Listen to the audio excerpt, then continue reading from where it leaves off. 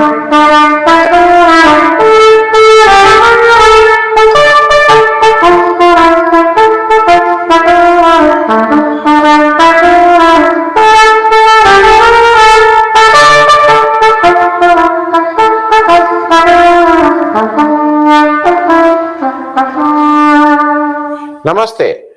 आज 12 दिसंबर को युद्ध अब तेज हो गया है, क्योंकि जैसा आपने कल सुन ही लिया, अमेरिका का 7वां बेड़ा अब एंटर कर गया है। 12 दिसंबर को मैं युद्ध की बात आपसे करूं, क्योंकि दो रेफरेंसेस आपको बताना जरूरी है। एक और मैं अहम जानकारी आपको दे देना चाहता हूं। सुबह से शाम तक आप सुनते होंगे परमवीर चक्र, महावीर चक्र, वीर चक्र, अशोक चक्र, कीर्ति चक्र, शौर्य चक्र इत्यादि इत्यादि। तो ये क्या है? जैसे आप पद्म पद्म अवार्ड सुनते हैं, पद्मश्री, पद्म भूषण, पद्म विभूषण, भारत रत्न इत्यादि। तो मैं थोड़ा उसका ओवरव्यू आपको दे दूं। ऐसा था कि दो अवार्ड होते हैं जो बहादुरी के लिए, ब्रेवरी के लिए दिए जाते हैं। एक अवार्ड होता है परमवीर चक्र, उसके बाद महावीर चक्र और फिर वीर चक्र। ये अवार्ड जब युद्ध के समय दुश्मन के साथ वीरता जब आदमी दिखाता है, दुश्मन को के साथ लड़ाई करता है, उस समय के इसको war time award, war time gallantry awards बोलते हैं। जब युद्ध नहीं हो रहा हो तब भी बहुत सी ऐसी स्थितियां आती हैं जब अपनी जान की बाजी लगाते हैं, देश के लिए कुछ कर गुजरते हैं। उस समय के अवार्ड्स में अशोक चक्र, कीर्ति चक्र और शौर्य चक्र है। अब आप ये जरा समझ लें कि अवार्ड कब से शुरू हुए। पहला पीवीसी आपको याद है, जो सोमनाथ शर्मा साहब को पहला परमवीर चक्र हिंदुस्तान का मिला 47 वाले उसमें। लेकिन ये जो अवार्ड था ये 1950, 26 जनवरी 1950 में जब देश का संविधान लागू हो गया तब ये इंस्टीट्यूट, मतलब तब ये इंस्टीट्यूट हुआ। लेकिन लागू हुआ deemed to be with effect from 15 अगस्त 1947। ये मैं गैलेंट्री अवार्ड्स पीवीसी, एमवीसी और वीसी की बात कर रहा हूं। अभी तक जैसा आपको मैंने बताया कि कुल पीवीसी 21 मिले हैं, 14 पोस्टमस मतलब मरणोपरांत और 7 जीवित रहते, मतलब वो सैनिक जिंदा रहे थे। एक सिर्फ एयरफोर्स को है, 20 आर्मी को है, नेवी को के उसमें अभी तक कोई पीवीसी नहीं मिला है। उसी तरह से महावीर चक्र अभी तक टोटल 211, 211 और वीर चक्र अभी तक टोटल मिले हैं 1324, 1324। अब जरा हम लोग बात कर लें गैलेंट्री अवार्ड अशोक चक्र की। इन ऑर्डर ऑफ हायर की, परमवीर चक्र के बाद अशोक चक्र, फिर महावीर चक्र, फिर कीर्ति चक्र, फिर वीर चक्र और फिर शौर्य चक्र। तो अशोक चक्र अभी तक कुल मिले हैं 97, कीर्ति चक्र अभी तक कुल मिले हैं 483 और शौर्य चक्र अभी तक कुल मिले हैं 2094, 2094। अच्छा, ये अशोक चक्र, कीर्ति चक्र और शौर्य चक्र ये इंस्टीट्यूट हुआ जनवरी 1952 में, लेकिन विथ इफेक्ट फ्रॉम 15 अगस्त 1947 से। जब ये इंस्टीट्यूट हुआ था तो इसका नाम था अशोक चक्र क्लास 1, अशोक चक्र क्लास 2, अशोक चक्र क्लास 3। उसके बाद 1967 में आके अशोक चक्र क्लास 1 को अशोक चक्र, अशोक चक्र क्लास 2 को कीर्ति चक्र और अशोक चक्र क्लास 3 को शौर्य चक्र कहा गया। अब ये समझ लीजिए कि गणतंत्र दिवस की 26 जनवरी को जब परेड होती है तो राष्ट्रपति परमवीर चक्र और अशोक चक्र वहां पे प्रदान करते हैं। बाकी जितने जो गैलेंट्री अवार्ड्स हैं वो सब राष्ट्रपति भवन में दिए जाते हैं। एक तो बड़ा डिफरेंस इन दोनों में ये है। दूसरा, साल में 2 बार जनरली अनाउंस होते हैं, 26 जनवरी के पहले के जस्ट पहले और 15 अगस्त के जस्ट पहले। मैं चलते चलते एक आपको और जानकारी दे दूं पद्मा अवार्ड्स की भी। ये जो पद्मश्री, पद्म भूषण थे, 1954 में इंस्टीट्यूट हुए। अभी तक कुल पद्मश्री 3225 लोगों को, कुल पद्म भूषण 1270 लोगों को, 1270, पद्म विभूषण 321 और भारत रत्न 48 लोगों को दिया जा चुके हैं मैं इसलिए डिफरेंस आपको बता रहा हूं कि पीवीसी एक ऐसा है जो जो बहुत ही डिस्टिंग्विश है और मतलब अवार्ड्स में सबसे ऊपर मैं इसको मानता हूं, लेकिन देश के लिए भारत रत्न एक बहुत बड़ा अवार्ड है। अब जरा इसकी बात कर लें कि ये जो सातवें बेड़ा है उसका क्या हुआ। इस इस सातवें बेड़े को निगेट करने के लिए, इसको हैंडल करने के लिए रशिया ने हमारा बहुत साथ दिया था और एक मास्टर स्ट्रोक इंदिरा गांधी का था उस समय का, जो रशिया से एक फ्रेंडशिप ट्रीटी हम लोगों ने साइन कर ली थी जस्ट बिफोर वॉर, और उसमें एक बहुत बड़ा कंट्रीब्यूशन इंडियन डिप्लोमेटिक जो टीम थी उसका था, विच वॉज लेड बाय सरदार स्वर्ण सिंह एज अ मिनिस्टर। और अपनी नॉन अलाइन पोजीशन को बिना कॉम्प्रोमाइज किए हमने रशिया के साथ ये फ्रेंडशिप ट्रीटी साइन की थी और उसके बहुत फायदे हुए थे।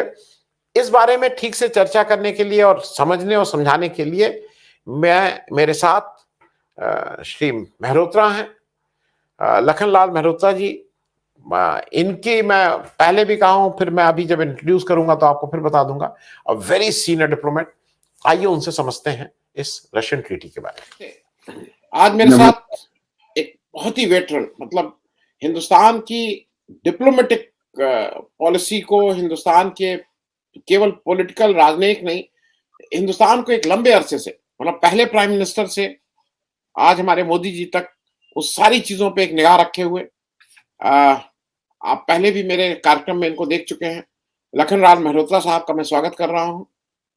इन्होंने Indian foreign service Nehru ji के समय शुरू की, नेहरू जी ने इनका इंटरव्यू लिया था और उस लंबे समय तक यूएस, रशिया, चाइना, इन सब जगह देखा। श्रीलंका का जब आईपीकेएफ गया था उस समय ये वहां थे।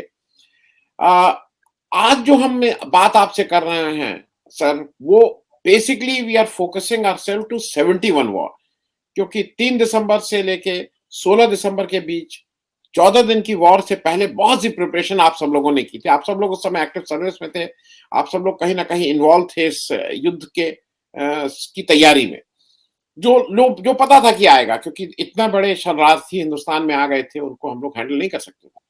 आज सर हम लोग अपनी बात, जो रशिया की फ्रेंडशिप ट्रीटी आपने साइन की थी, वो शायद गेम चेंजर था। वो एक ऐसा हिंदुस्तान के साथ में एक आपका दोस्त मित्र ऐसे खड़ा हो गया, फिर उसके बाद उस पीछे मुड़ के देखने की जरूरत नहीं पड़ी। मैं दर्शकों को बता दूं कि इस पूरी फ्रेंडशिप ट्रीटी के बारे में मेहरोत्रा साहब से पूछने से पहले, मैं यूएन में बार बार अमेरिका जा रहा था, बार बार पाकिस्तान के कहने पे अमेरिका जा रहा था इस पे कि भाई इस युद्ध विराम करो, लेकिन डट के बिल्कुल, जिसको कहते हैं लाइक रॉक, रशिया आपके पीछे खड़ा रहा उस रशियन फ्रेंडशिप ट्रीटी की बात। सर तो थोड़ा उसके बारे में बताइए कि कैसे आप लोगों ने ये सोचा कि ये इतनी इंपॉर्टेंट ट्रीटी है जो करना पड़ेगा। देखिए, आपको सबसे पहले उस ट्रीटी का महत्व जानने से पहले उस वक्त की जियोपॉलिटिकल सिचुएशन को सोचना पड़ेगा जी। वो ऐसा वक्त था जब पाकिस्तान अमेरिका का एलाई है, मिलिट्री एलाई है, सिएटो सेंटो का मेंबर है, और USA is committed to defend Pakistan in the event of any attack on its territory from any time. Even NATO forces could come into operations. Now we were also moved in this matter by another factor. You would recall that from 1964 onwards, in the immediate aftermath of the 1962 war, Pakistan had started hobnobbing with China. Kissinger had flown via Pakistan to China to set up the course of meetings that ultimately Mr. Nixon had, and the Shanghai Communique was the outcome. Now, in that context, India had to contend with two powers, one an upcoming power in Asia, China, with which we had already a very controversial relationship and a very difficult relationship at that time. And secondly, with USA, with President Nixon having a personal friendship with Yahya Khan, the military general in charge in Pakistan, and committed to its defense and friendship with Pakistan. Now, in a situation like this, we had pressures both internationally and from home, which we had to contend with. The domestic pressure was already very strong.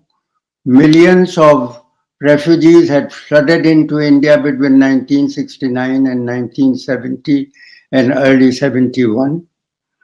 We had no means to support them for any length of time, and Prime Minister was deeply worried about our economic future if those refugees had to be supported for a long period of time.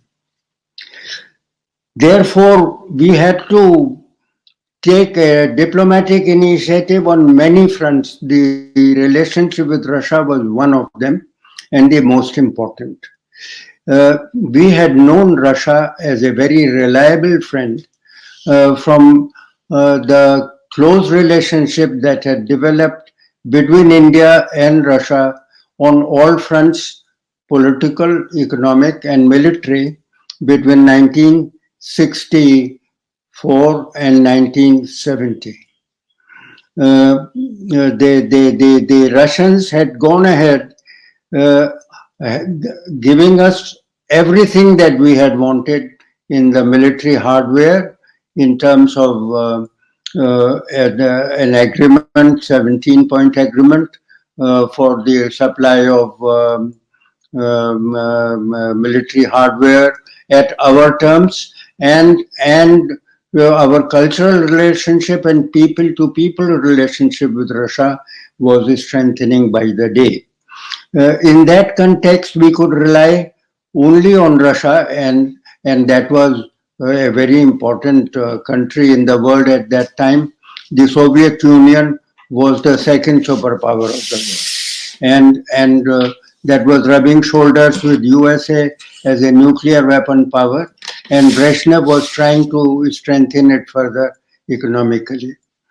Now, in a situation like that, we looked upon Soviet Union to look at the situation, Indian situation, sympathetically, as it has over a long period of time, over India's problems otherwise, and then for both of us to work out a solution. And despite the fact that the Soviet Union was engaged in a policy of détente with the other superpower, I must say, to the credit of the Soviet Union, that they came forward and they signed this treaty of friendship and cooperation with us on a longer term with a provision for its sanctity for 20 good years, and to be renewed thereafter. Now the treaty was most significant in the sense that it provided very clearly that if either of our two countries faced a threat to our territorial integrity and sovereignty, then the other country will come to our rescue to remove that threat. And that was binding on the Soviet Union. It was very keen at that time to go by the word of the treaty if India faced a threat. Now, the threat was coming constantly. It was not just the forethought on our part to prepare ourselves against any eventuality. There were warnings from Pakistan every day that any intervention by India would mean a great cost to India, and that it would inflict unacceptable damage against us with the help of its allies. It had gone heady after its relationship with China had improved and China looked to be ready to help it in the event of a difficult situation arising on the military front with India. Now that conclusion was wrong on Pakistan's part, and even there was a moment when Pakistan, during the period of the war, um, gave a false signal to its own people that China was coming to the rescue of Pakistan. Now, we had to prepare ourselves against, therefore, all that eventuality, and this treaty came in very handy when the events when the situation hotted up further. Pakistan opened a front on the west, and in order to restrain us in the east, and we had to meet Pakistan on both fronts, and Pakistan and the combined might of USA and China and Pakistan. Now, but for that treaty, it would have been very difficult for us. The only factor that restrained China on the border was the fear that Soviet Union could open up a front to the north. And you would recall that even 2 years ago in 1968-69, Soviet Union had had some territorial difficulties with China, and that had resulted in what was known as the Ussuri War, because the Ussuri River had an island, and it was disputed by China, and ultimately the Soviet Union solution was to blow up the entire island, and with that the entire controversy. So the Chinese were very afraid, and this is not generally pointed out by anybody, by even the best of political analysts, that they were worried that if China opened up a frontier with India and went to war with India once again in 1971, then Soviet Union could open up another front, and this was proof to the hilt. When I would like to tell you how faithful the Soviet Union was in carrying out its promise towards us. The Soviet Union, I was posted as head of the Northern Division and was part of the cell that was looking after the affairs in East Bengal, moving on to this particular point of crisis. Now, when Nixon, in support of Pakistan, sent a nuclear enterprise equipped with nuclear weapons into the Malacca Straits, the Soviet Union moved its own fleet of nuclear submarines from Vladivostok down all the way, and out of fear that the whole policy structure of Nixon at that time, which was of détente with Brezhnev, with the Soviet Union, would collapse, and therefore the enterprise, instead of entering the Bay of Bengal, found a different track. And the entire, it was not just enterprise, it was the entire fleet of the American from the Pacific that was moving towards us.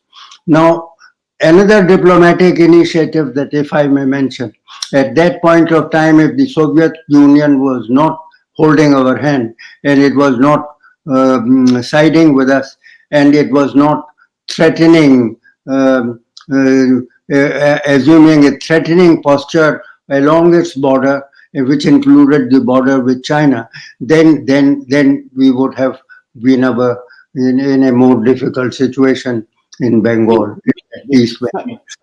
Yes. Sir एक प्रश्न और है इसमें।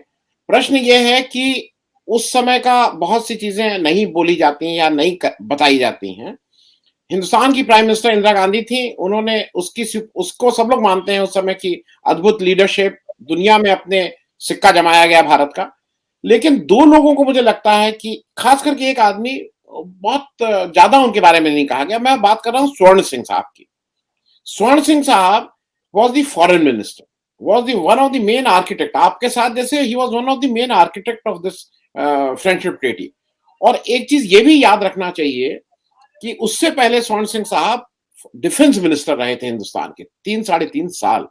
तो वो समझते थे कि ये कितना इंपॉर्टेंट है सामरिक दृष्टि से रक्षा के साथ। आपको क्या लगता है उस समय ये लोगों की टीम, जैसे Jagjivan Ram as defence minister, Swaran Singh as foreign minister, Indira Gandhi as prime minister, तो politically also you have a very strong team to lead. I can tell you that we had a very strong team, and whether it was the foreign ministry or the defense ministry or the finance ministry or the military setup itself led by General Manekshaw, Yes. we were all acting as a team. For anyone to suggest even remotely that there were differences of approach is wrong. There were no differences of approach, and Mr. Swaran Singh knew the situation better than anybody else. He was conscious of the risks involved that India's intervention could take, and he called a meeting in Delhi of all the heads of missions. I was present at that meeting, and there were more than 100 heads of missions who were briefed personally by him. There were questions raised at that meeting. One question was whether we were, in 1962, we were found to be not fully prepared to meet the Chinese challenge. Only 9 years had left since then. Whether we had the necessary withdrawal night now to meet the war situation on both fronts. And then Mr. Swaran Singh immediately came up with a retort, that is not your concern. Our military will take care of the matter. Now, the second question that was discussed at that point was that as a non-aligned movement, could we intervene in another affair because we were committed to the peaceful resolution of all our difficulties with neighbors, and anywhere in the world. That was our formula. So the reply that Mr. Swaran Singh gave, but that is contingent on the other party also wanting a peaceful settlement. And what was happening in Bangladesh, what was happening in East Bengal, General I think it was Tikka Khan. I think it was Tikka Khan. Yes. He came up with a very strong military arm to suppress the people of East Bengal. He was so totally opposed to the presence of a single Hindu in the territory of East Bengal that he expelled them, wanted to expel them all, and he reduced them to a tiny population. Most of them came into West Bengal. Then the oppression exercised by him was so great that millions of Muslims came to India. They didn't go to any other Muslim country of the world. Remember, it was India that they came to. And they had so much confidence and faith in India's secular democracy that they thought that they would be safe within the havens of India. Then there was the question arose that how could India then support the presence of these millions? And two, when the other side was seeking a military solution all the time. And on top of that, inspired by the American example of Vietnam, the General Yahya Khan ordered his air force to almost do carpet bombing of East Bengal, where they thought that the rebels were concentrated. Now, therefore, it was, Mr. Swaran Singh said, that we are not responsible for this situation. The situation has been thrust upon us, and we have to take every possible means to rescue ourselves from that situation. And if there is no peaceful solution, then the only alternative is a military solution. And if a military solution is thrust on us, we cannot avoid it.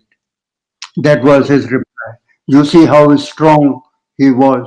And then the heads of missions were advised by him that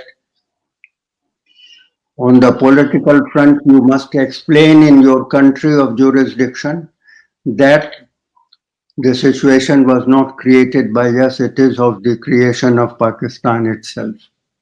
Mr. Bhutto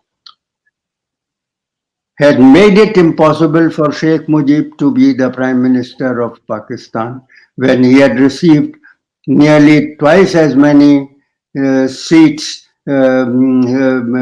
His party, Awami League, I think, Awami League, had received twice as many seats as Mr. Bhutto's PPP had in an all Pakistan vote. It was not just the East Pakistanis voting. It was an all Pakistan vote. He said in a situation. Sir, Bhutto's PPP got 81 seats. Sheikh Mujib's Awami League got 160 seats. So 80 into 2 is 160. So yes. I said that they got twice as many seats as PPP. So that was. So he said that the situation is of their own creation. They have alienated the people of East Bengal. There is a mass movement for independence there. It was not promoted by us. It was promoted by what they had been doing there. We had nothing to do with that movement. And then the political situation was mishandled because Bhutto said that any member of his party going to the Dhaka assembly meet will meet with disaster and he will break their bones. Now, under that threat, that assembly meeting, the whole thing collapsed. The political solution of the problem collapsed. And even though Yahya Khan was very keen to make Mujib Rahman as Prime Minister because that was justice for him and justice for the people of East Bengal, Bhutto put his foot down. So it was the Foreign Minister of India, Mr. Swaran Singh, told the heads of missions very categorically that this picture has to be painted by you very correctly and very forthrightly to the leadership of the country of your accreditation. And with that brief, that meeting broke off, and that is the role that each ambassador of India, each head of mission, each consul general was to play in the area of their jurisdiction. Now, that was the role of Swaran Singh. I am glad that you asked that question. Yes, thank you so much, sir, because we will ask for, क्योंकि आपके पास इतनी ज्यादा ज्ञान है और इतना ज्यादा knowledge है इन सब चीजों का. एक बार फिर से किसी एक लंबे शो में लंबी बातचीत करेंगे. समय का थोड़ा वो है. आज हम अपनी चर्चा को यहीं समाप्त कर रहे हैं, क्योंकि बहुत से लोगों को लगता है कि डिफेंस ने वो किया, लेकिन मैं बार बार एक चीज कहता हूं, कोई भी युद्ध अंत में आके विदेश मंत्रालय की टेबल पे ही खत्म होगा. Any war in the world will end on the tables of Ministry of Foreign Affairs, क्योंकि वो उसके बिना वो खत्म नहीं होगा. फिर तो आप लड़ते रहो. That is the verdict of world history. Yes. Wars have ended at the doorstep of the Foreign Office. Yes. तो बहुत धन्यवाद सर आपको ज्वाइन करने के लिए. और आगे एक बार किसी और चर्चा में थोड़ा स्वर्ण सिंह का भी रोल, क्योंकि he one hero, unsung hero of Indian diplomacy हैं. उनके आप कभी भी नाम नहीं लिया जाता है, वो नहीं लिया जाता है. शायद उनको वो स्थान नहीं मिला जो as a foreign minister. Pakistan के बगल में देख लीजिए, भुट्टो जी फॉरेन मिनिस्टर होके ही उन्होंने पूरे पाकिस्तान को आबाद किया, बर्बाद किया, वो अलग बात है, but he ruled over Pakistan as a foreign minister of Pakistan. हाँ sir, thank you so much. That is all. धन्यवाद सर. Thank you. अब दूसरी बात, मैं एक और ऐसे व्यक्ति की बात आपसे करना चाहूंगा जो इंडियन आर्मी के जो 2-4 ऐसे लोग जिनको ऐसा लगता है कि उनको इंडियन आर्मी को लीड करना चाहिए था, लेकिन किन्हीं भी कारणों से जो भी हो, चाहे वो मेरिट हो, चाहे वो सीनियरिटी हो, उस विषय में नहीं जाएंगे, वो लोग इंडियन आर्मी को लीड नहीं किए, पर एक्सेप्शनली ब्रिलियंट सोल्जर्स, एक्सेप्शनली, मतलब दुनिया के जो पहले 10-20 जनरल गिने जाएंगे उसमें उनकी गिनती होनी चाहिए। उसी तरह के एक जनरल साहब, लेफ्टिनेंट जनरल, मैं सगट साहब सिंह साहब की बात कर रहा हूं। सगट सिंह साहब के डिटेल्स अभी बताएंगे जब मैं इसकी बात करूंगा।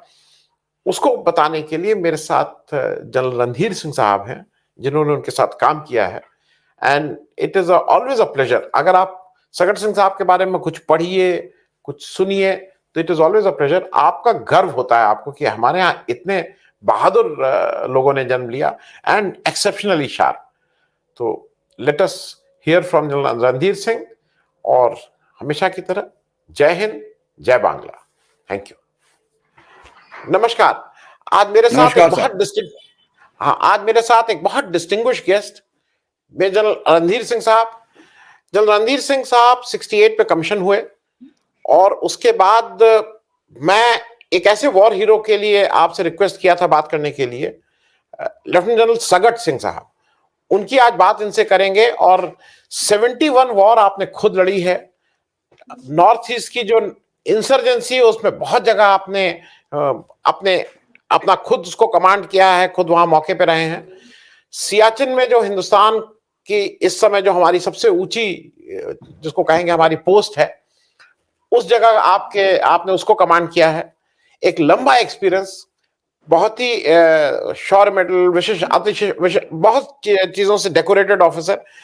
लेकिन आज हम लोग याद करने जा रहे हैं हिंदुस्तान के एक ऐसे वॉर हीरो की, जिसको शायद वो स्थान नहीं मिला जो मुझे ऐसा लगता है कि वो स्थान मिलना चाहिए था। हम लोग बात करेंगे लेफ्टिनेंट जनरल सगट सिंह साहब की। सगट सिंह साहब का मैं ब्रीफली बता दूं, गोवा लिबरेशन में उनका हाथ, 67 में बहुत से कम लोगों को पता कि जिस तरह से चाइना को उन्होंने नाथुला और चोला में रोका था, वो अगर नहीं होते तो आज अपने देश का भूगोल और नक्शा कुछ और होता। और फिर 71 वॉर में उन्होंने फिर अपने जौहर दिखाए थे। जनरल साहब, बहुत बहुत स्वागत है आज सगट सिंह साहब के। पहले हम लोग गोवा से शुरू करेंगे थोड़ा, एंड ब्रीफली कि वो कैसे आए और गोवा तक लिबरेशन की बात कर लें थोड़ा। जनरल साहब,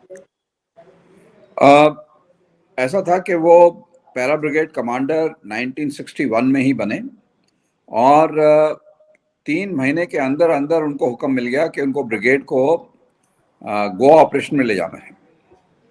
तो उन्होंने पूरा ब्रिगेड को मूव करा गोवा। उन दिनों में रेलवेज इतनी एफिशिएंट नहीं थी, पर बहुत अच्छी तरह से उन्होंने पूरा मोबिलाइजेशन करा। उनके बाद 2 बटालियन थी, तो एक सिख हिलाई बटालियन भी उनके अंडर कमांड दी गई। और फिर उनको ऑपरेशन में सब्सिडरी एक्सेस अलॉट करा गया, जो कि सावंतवाड़ी से, मतलब उत्तर से दक्षिण की तरफ आ रहा था। और जो 17 डिव थी, जिसका ये मेन ऑपरेशन था, वो सह्याद्री, बेलगाम से सह्याद्रीज को क्रॉस करके डायरेक्टली गोवा की तरफ आ रहे थे। अब सगत सिंह साहब ऐसे हैं कि वो वेट नहीं कर सकते थे किसी के लिए। तो और जो पैरा बटालियन तो आप जानते हैं कि वैसे एलीट होते हैं। तो उन्होंने जब एडवांस शुरू करा, और जहाँ वो रॉन्डेवू के टाइम पर जब पहुंचे वो डिवीजन के साथ, तो उनको कोई आया ही नहीं, कोई मिला नहीं। उतने में उनकी पलटने जो थी वो पॉइज थी पोंडा और पांजे में एंटर करने के लिए ना। ये दोनों टारगेट जो थे ये 17 डिव के थे। जन साहब ने बड़ी कोशिश करी 17 को कॉन्टैक्ट करने के लिए, पर नहीं हो सके। उतने में उनको हुक्म आया आर्मी कमांडर जनरल चौधरी से कि आप फिक्र मत करो, अगले दिन आप अपनी पलटनों को भेज दो। So next morning 6 Sikh LI जो कि वहाँ से 2 सिख एलाय जो कि वहाँ से क्या कहते उत्तर से आ रही थी, उन्होंने नदी क्रॉस करके वो तो सीधा ही पहुंच के वहाँ पे क्या कहते राजभवन में, जो गवर्नर्स हाउस था, और जो पैरास थे उनकी एक पलटन जो थी वो तकरीबन पूर्व दक्षिण की तरफ से वो पांजे में एंटर करे, और एक और पलटन थी सेकंड पैरास, उन्होंने पोंडा कैप्चर कर लिया। बाय द टाइम 17 डे पहुंची तो गोवा का कब्जा हो ही चुका था। जी जी। ये अब संक्षिप्त में जी है किस तरीके से जी, उन्होंने नहीं गोवा कैप्चर नहीं, करा। बिल्कुल, क्योंकि उनको कोई असली कहानी, ऑर्डर्स नहीं थे गोवा कैप्चर जी करने के। जी, जल साहब, एक जो मैंने पढ़ा है कि जब इन्होंने पहली पैराशूट ब्रिगेड को संभाला आगरा में आके एज ब्रिगेडियर, उस समय तक ये नॉन पारा अफसर थे, इन्होंने जंप्स नहीं किए थे, और शायद बहुत ही कम समय में जब ये बात हुई तो इन्होंने एज अ ब्रिगेडियर वो अपने जो जो भी स्टिपुलेटेड जंप्स होते हैं वो कंप्लीट किए बहुत कम समय में, and he became a regular parachute officer. तो हाँ, ये करेक्ट था। ऐसा है कि only para troopers generally could command para brigade. General साहब तो इन्फेंट्री ऑफिसर थे, उन्होंने तो गुरखा बटालियन कमांड करी थी, पर जनरल कुमार मंगलम साहब उनसे इतने इम्प्रेस थे कि उनको पैरा ब्रिगेड कमांड करने के लिए भेज दिया, और उन्होंने उसी दौरान 1 महीने के अंदर अंदर अपने जंप्स पूरा करके विंग्स के क्वालिफाई कर गए, और पैरा ब्रिगेड, ये प्रेसिडेंट सेट हुआ था उनके लिए। जी जी। अब जरा हम लोग आ जा रहे हैं सिक्किम पे, क्योंकि ये बहुत कम अफसरों में है जिस जिस डिवीजन में इन्होंने गोवा में जिस जो डिवीजन थी उसी डिवीजन को फिर ये कमांड किए as general officer commanding major general होके 1965 में 17 माउंटेन डिवीजन जो सिक्किम आ गई। और सिक्किम में अपने दर्शकों को बता दूं, सिक्किम उस समय हिंदुस्तान का प्रोटेक्टोरेट स्टेट था, और वहां पे ये डिवीजन मूव की। वहां की कहानी 65 से 67 तक की कहानी थोड़ा जनरल साहब आप बताइए, कैसे इन्होंने क्या क्या किया जनरल सकट सिंह साहब। जब जनरल साहब 17 डिव की कमांड में आए तो उनको मालूम पड़ा कि जो वाटरशेड जो था ना जी, उसको होल्ड करने का कोई हुक्म नहीं था। ओ, वाटरशेड तो खाली एक स्क्रीन जैसा था, जहां से अगर दुश्मन अटैक करे तो उसको छोड़ के मेन डिफेंसेस पीछे की तरफ थे उनको ऑक्यूपाई करना था। पर जनरल साहब को एकदम महसूस हो गया कि अगर watershed, Sikkim watershed, Himalayan watershed को अगर छोड़ दिया उन्होंने तो दुश्मन के लिए बड़ा आसान हो जाएगा रोल डाउन करने के लिए गैंगटॉक की तरफ। तो जब चीनियों ने 65 वॉर के बाद क्या हुआ कि चाइना जो थी पाकिस्तान की मदद करने के लिए वो वाटरशेड एरिया में ज़्यादा एक्टिविटी करने लगी थी। तो जब भी वो एक्टिविटी करे हमारे ट्रुप्स तैनात हो जाएं, और काफ़ी टेंशन फैला हुआ था। एक बार तो वो पूरे हमले के तौर पर आ गए, हमला करा नहीं पर हमले के तौर पर आए, जिससे कि महसूस ऐसे होने लगा कि हमला होने वाला है, और हुक्म के अनुसार उनको विड्रॉ करना था। पर उन्होंने अपने ही तरफ से हुक्म दे दिया कि वाटरशेड को छोड़ा नहीं जाएगा। पर उनकी जो साथ वाली फॉर्मेशन थी उन्हें हुक्म के अनुसार वाटरशेड को छोड़ के पीछे वाले डिफेंसेस पे आ गए।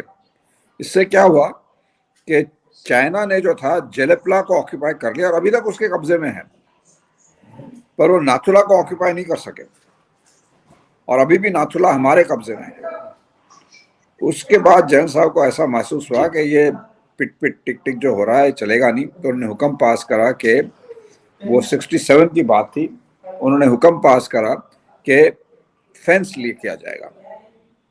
तो मिड अगस्त में सेकंड ग्रेनेडियर्स और कुछ इंजीनियर ट्रुप्स और पायनियर्स ने फेंसिंग ले करना शुरू करा। 2 दिन तक तो ठीक चला, पर क्या होता चाइनीज तो एकदम आके, आपने शायद फोटोग्राफ्स भी देखी होंगी, टाइम लाइफ ने ली थी, कि बिल्कुल बेनर्स के साथ खड़े हो जाते थे और हैरस करते थे वाटर, तो उससे कोई घबराया नहीं। पर 18 तारीख को, I think 18 August if I am not wrong, Chinese को बिना कोई वार्निंग दिए हुए उन्होंने सीटी बजाया और उनके सब ट्रुप्स जो है डिफेंस में चले। कुछ डिफेंस में नहीं जा सके थे, और फिर उन्होंने मशीन गन से हमारे ट्रुप्स जितने भी ओपन में थे उनके ऊपर फायर कर दिया। उससे बहुत ज़्यादा नुकसान हुआ हमारे को, बहुत ज़्यादा हमारे जवान घायल और मरे, और कुछ चाइनीज़ भी उसी चक्कर में मारे गए, बिकॉज वो कवर में जा नहीं सके थे। जो कमांडिंग ऑफिसर थे सेकंड ग्रेड से, वो खुद घायल हो गए, उनको महावीर चक्र दिया गया, पर वो भी ओपन में थे, वो खुद घायल हो गए। उस दौरान जनरल साहब ने परमिशन मांगी कि मेरे को आर्टिलरी फायर करना ज़रूरी है। उन दिनों में वाटरशेड पे सिवाय आर्मी कमांडर के या चीफ प्राइम मिनिस्टर के, सॉरी, आर्टिलरी फायर करना अलाउड नहीं था, पर था ही नहीं। और आर्मी कमांडर साहब जो थे उस टाइम दिल्ली में थे, तो जनरल साहब ने वेट करा, ऐसा तो नहीं वेट नहीं करा, पर जब कुछ हुक्म आया नहीं तो उन्होंने आर्टिलरी फायर छेड़ दिया। और उससे क्या हुआ कि चीनियों को बहुत नुकसान हुआ, बहुत ज्यादा नुकसान हुआ, क्योंकि वाटरशेड हमारे कब्जे में था और हमारे जो ऑपरेशन पोस्ट, ऑब्जर्वेशन पोस्ट थे, वो डोमिनेट कर रहे थे वाटरशेड को। तो उसको देखकर उन्होंने बहुत नुकसान दिया और फिर ऑफकोर्स हुक्म आया कि बंद करो ये सब ये। और फिर जनरल साहब ने तो फोर्स भी तैयार कर रखी थी काउंटर अटैक करने के लिए दुश्मन के पोस्ट के ऊपर, पर वो हुक्म आया कि कुछ नहीं होगा, बस रहने दो आप लोग। तो वो सब बंद हो गया और हालात वैसे के वैसे ही है। पर चीनियों को महसूस हो गया कि आजकल हमारी फौज जो है पूरा 62 जैसी नहीं रही। जी जनरल साहब, एक चीज मैं बीच में आपसे पूछना चाहूंगा, ये एक प्रबल दास गुप्ता जी की किताब है वाटरशेड 1967। इसमें उन्होंने केवल 67 की बात की और मूल रूप से सारी बात सगत सिंह साहब की हुई है। इसमें इस इंसिडेंट को उन्होंने कोट किया और उन्होंने कहा कि जब चूंकि प्राइम मिनिस्टर तक जाता था और कम्युनिकेशन की लेट हो रहा था, जनरल साहब ने he took the responsibility and the risk कि भाई वहां से ये भी आ सकता था।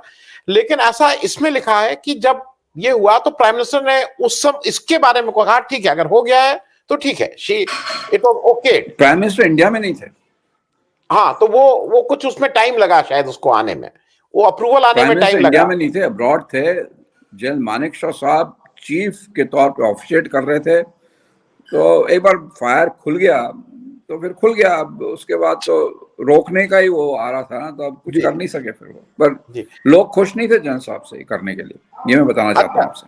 अच्छा अच्छा, जनरल साहब एक चीज और, ये सिक्किम वाला जो मामला है कि वहां के जो सिक्किम के उस समय किंग हो गए थे, उनकी शादी हो गई थी, चोग्याल, हाँ चोग्याल साहब, और वो थोड़ा टफ एक समय इंडिया के साथ कर रहे थे, तो शायद उसको भी इन्होंने फिर जनरल साहब ने उसको बहुत ठीक से, जिसको कहेंगे diplomatically and with some force, उनको भी हिंदुस्तान के साथ अलाइन करने में एक प्रमुख भूमिका निभाई थी।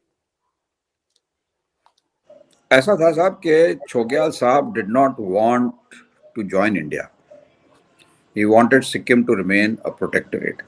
There was a feeling that the Gyalmo, who was an American, who was the wife of the king, she may be up to something. Though I doubt it. I doubt it. But chalo, I don't know. So the Indian army was told to attack and capture his palace, and so they did that. It was a very minor operation. There were some casualties. They went and captured it, and poor Chogyal was dethroned, and Indira Gandhi declared Sikkim later on a state of India. जी general साहब, आप उसके बाद उनसे contact में आए after Sikkim? Chogyal साहब के साथ? नहीं, जनरल सगत सिंह साहब के साथ। I didn't serve under him in Sikkim. अच्छा, okay. I served under him only when he went to Bangladesh. You see, after Sikkim, 71. he was sent to resolve the Mizo insurgency. For 2 years, he spent in Mizoram. And in 2 years, he resolved the insurgency more or less. I mean, he brought it under control. It took another few years to sort out, but he brought the insurgency under control. And then in beginning of 71, he was posted on promotion as GOC 4 Corps to Arunachal. Yes. और तब आप उनसे contact में आए? Then he got me as ADC. Okay. Then I remained as the ADC till retired. अच्छा, तो general साहब ये बताइए, बैटल ऑफ सिलहट की बात बहुत होती है क्योंकि वो बहुत क्रूशियल बैटल थी हिंदुस्तान के लिए, उसका थोड़ा सा ब्रीफ बता दें, क्योंकि वो तो आपने खुद ही लड़ाई थी और जनरल सगत सिंह साहब थे ही साथ में, मतलब आप सिलहट की बात कर रहे हैं? जी, बैटल ऑफ सिलहट। थोड़ा वॉल्यूम थोड़ा कम आ रहा है, उसके लिए मेरे को। अच्छा, जी, हाँ, बैटल ऑफ सिलहट की।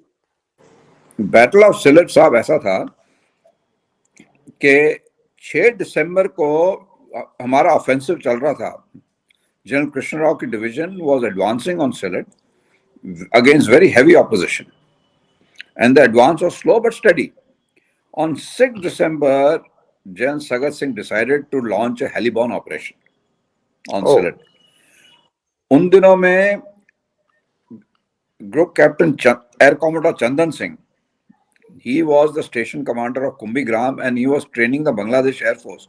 He was summoned and put under his command, and he told Chandan के कुछ भी हो मैं एक हरिबन ऑपरेशन आज रात को सिलेट में चाहता हूँ.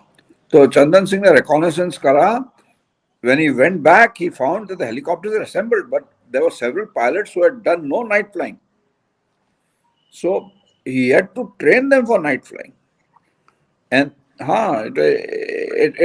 it was quite dicey stuff. So on 7th night, they picked up 4-5 GR, which had just had a very heavy battle action on one of the tea estates, and they had several casualties.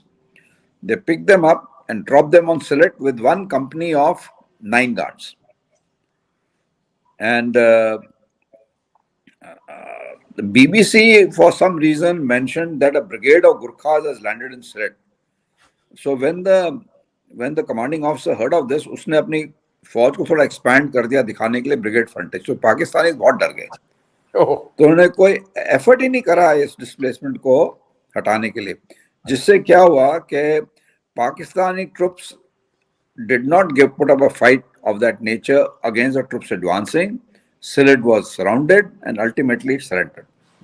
और numerically Pakistani troops आपसे ज्यादा थी उस समय जब सिलट पे आप? There were 2 brigades worth. 2 brigades in Sylhet. May not be 2 brigades worth, but there were 2 brigade headquarters and maybe about 3,000-4,000 troops in Sylhet. And 4-5 GRA कितने होंगे? 400-500 ट्रूप्स होंगे बस. जी जी जी उससे ज्यादा नहीं थे. जी जनरल साहब, द लास्ट क्वेश्चन. मुझे जब भी मैं इसको पढ़ा और पहले भी मैंने और भी सुना, बहुत पढ़ा, मुझे हरदम ऐसा लगता है कि जनरल सगट को वो स्थान नहीं मिल पाया जो जितना उनका कंट्रीब्यूशन है हिंदुस्तान की रक्षा के लिए. Hindustan, what was the reason? साहब मैं कह नहीं सकता हूँ उनको, मेरे को पता नहीं क्या है. जनरल सिन्हा ने मेरी किताब के फॉरवर्ड के में भी लिखा हुआ है कि there were no aspersions against General Sagat Singh. He's written in the forward of my book, and he was in army headquarters that time. And I spoke to General Manekshaw's former aide, Behram Pantaki. He said that Mrs. Gandhi had put a stop to it. But now later documents and everything which is coming out shows that General Manekshaw himself didn't want Sagat to rise to the higher rank. There may have been many reasons. I don't want to go into them. They never got along for some time. Yeah. नहीं, वो मैं ऐसे ही पूछ रहा हूँ. As a person बहुत सख्त थे या बहुत मतलब गो गेटर थे, hard taskmaster? You have served as a ADC या एज अ पर्सन इजी को मतलब थोड़े सख्त थे क्या? नहीं, बिल्कुल सख्त नहीं थे साहब. He was so confident of himself that didn't have to be सख्त. He was very easygoing. And I was thoroughly spoiled by him and his wife. I was a very bad ADC, I must tell you this. मैंने वो ज्यादा मेरे लिए काम करते थे ना कि मैं उनके लिए काम करूं, ऐसी हालत थी हमारी. He was a very good man. He liked youngsters. He preferred youngsters' company. He would when he went out, he always wanted if I was not there, he'll take another youngster with him. And he liked the dynamism. He had a rapport with the men. He had a rapport with the junior officers. And his professionalism was so high that you could not touch him. You couldn't touch him. You can't touch him as a professional. He was a very hard worker, but he never showed it. But you couldn't touch him as professionalism. मतलब as a soldier तो he was matchless. Sir, last question ये है कि उनकी family कहाँ है? मतलब where is the family? He had 4 sons. Okay. 3 of them had died. And a couple of them under tragic circumstances. His eldest son is alive, and he is living with his family in Jaipur, in their house. And none of them joined the forces? कोई किसी ने फौज नहीं join की? No. 2 of his sons joined the army. The eldest and the second eldest. The second eldest died in an accident when he was just a youngster. Kaptani shad bana tha when he died in an accident in the LOC. And Ranvijay, he rose to the rank of colonel before he retired. Okay. Thank you so much, General Saab. It was, I mean, this is the way we can only give respect to the unsung heroes of India, जिन्होंने इस देश की सीमा को जिस तरह से बचाया है कि आज हम एक उस भारत को देख रहे हैं जो जी बिना छिन्न भिन्न हुए, नहीं तो शायद नेफा और सिक्किम हमारे पास नहीं रहता अगर जनरल सगट नहीं रहते. Thank you so much for joining. बहुत बहुत धन्यवाद. Can I add a sentence? Yes, please, sir. If you permit, I'll add a sentence. नहीं, sir, please. Please remember that when the tasking was given to General Sagat, he was not told to capture Dhaka. He was not told. Dhaka was to be done in a subsequent operation.